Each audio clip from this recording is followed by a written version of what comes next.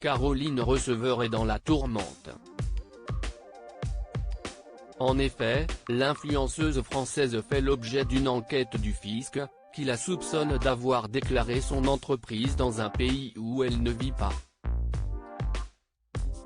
L'information a été révélée mardi 16 février par le média en ligne spécialisé dans la criminalité économique Gotham City, et confirmée par Le Monde.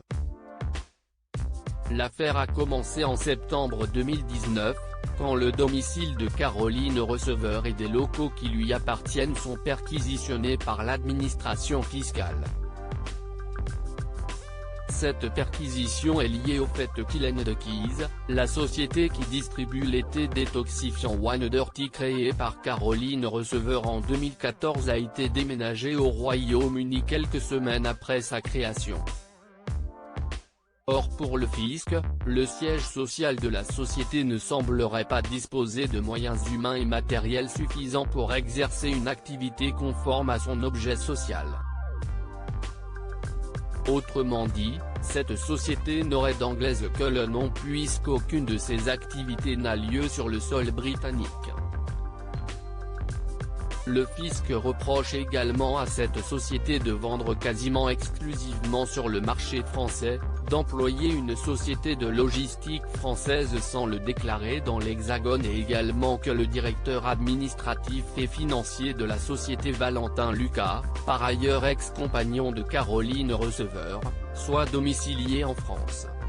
L'autre société de l'influenceuse, Caroline Receveur Limited, également domiciliée au Royaume-Uni, attire aussi l'attention du fisc pour les mêmes raisons.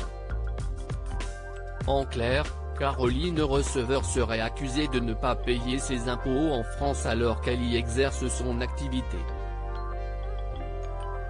Ses avocats ont essayé d'argumenter que Caroline Receveur vit au Royaume-Uni depuis 2014 et qu'elle est revenue en France pendant sa grossesse en 2018, Madame Receveur ne s'est jamais cachée de ce retour en France durant quelques mois et a spontanément fait sa déclaration relative à l'impôt sur le revenu afférent à l'année 2018.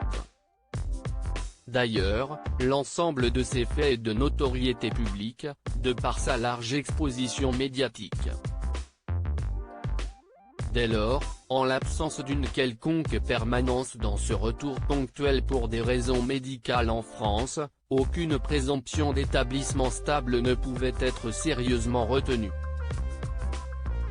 La Cour d'appel rejette l'argument des avocats de Caroline Receveur. La Cour d'appel n'a pas jugé cet argument recevable. Caroline Receveur dispose depuis le 9 janvier 2018 d'une adresse parisienne, elle dispose de plusieurs comptes bancaires à cette adresse, il résulte de l'acte de naissance de son fils que le domicile des parents est une adresse française.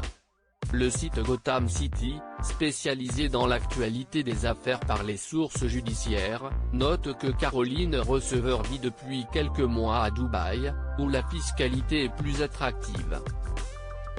L'enquête risque encore de se poursuivre et on ignore pour l'instant les éventuelles sanctions dont pourrait écoper Caroline Receveur ou ses associés.